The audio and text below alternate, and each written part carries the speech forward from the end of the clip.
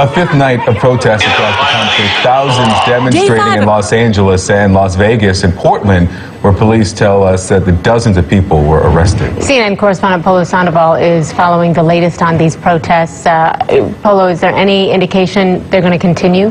Probably all the way up to Inauguration Day. We're going to talk about that in just a minute. This really seems to be almost a nightly occurrence here. People across America from coast to coast. And again, police forcing to pluck out people from the crowds there believed to be inciting violence. I want to take you to some of those streets, including in Portland, a city that made headlines yesterday. Police arresting there at least 19 people overnight, some of them blocking rail, also vehicle traffic in some parts of the city. That was also the scene of a shooting yesterday morning that left at least one person injured. New developments in that one, at least 2 people now arrested there as the investigation continues. In Las Vegas, crowds also gathering outside of Trump International Hotel.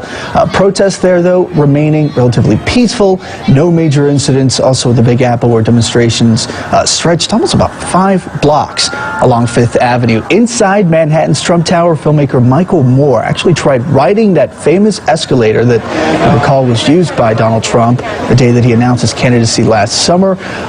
He called President-elect Trump, quote, an illegitimate president and does not have the vote of the people.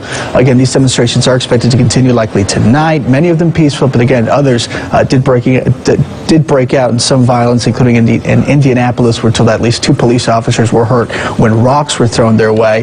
Several people arrested there as well, Victor and Christie. But back to those demonstrations again, they'll continue. In fact, there is one massive demonstration that's planned in the nation's capital the day after Inauguration Day, Women's March on Washington. We checked the website a little while ago, about 44,000 people already signed up. That number likely to grow as we get closer to January. That's not necessarily a protest against Trump, though, as we understand it, right? That's more about women's rights. Correct.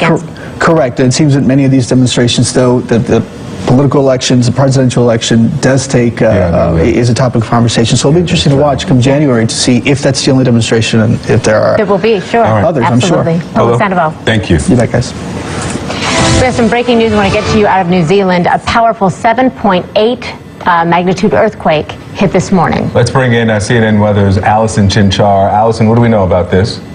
We do know that the magnitude has intensified. It was originally estimated around a 7.4, so they have upgraded it to a 7.8. Now, one positive thing is the depth was a little bit shallower at 10 kilometers. They've now upped that to about 23 kilometers, which is just about 15 miles, give or take. So you have to understand that the shallower the earthquake is, the more likely it is to cause damage. So the fact that we now know it was a little bit deeper, that does give us a little bit of hope that maybe the damage will be significantly less. However, the magnitude also went up. So that also means that it was a stronger earthquake. So in terms of overall, it may not making much of a difference that the depth ended up being a little bit deeper. Now, we do know that there have been no tsunami warnings, no tsunami watches issued as of yet. However, the Ministry of Defense that's in New Zealand has stated that because of the aftershocks that may come shortly after, there is the potential that they could end up issuing something if they deem it necessary. So they're telling people to be on guard in case they have a very strong aftershock that takes place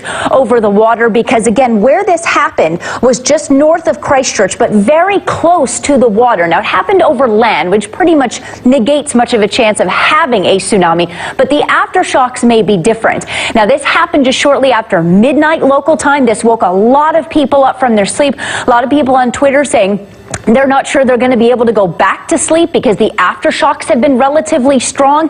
In fact, we've already had at least a few at 6.0 or higher, and numerous ones at least magnitude 5 or higher. And that's likely, Victor and Christie, to continue over the course of the hour. So I imagine a lot of folks there are kind of on edge right now as they're just trying to get outside and assess what damage there may be. No doubt about it. All right, Donald Trump, Allison Chinchar, thank you so much. Donald Trump promised to create 25 million jobs, adding those to American payrolls. But could his economic plan do more harm than good?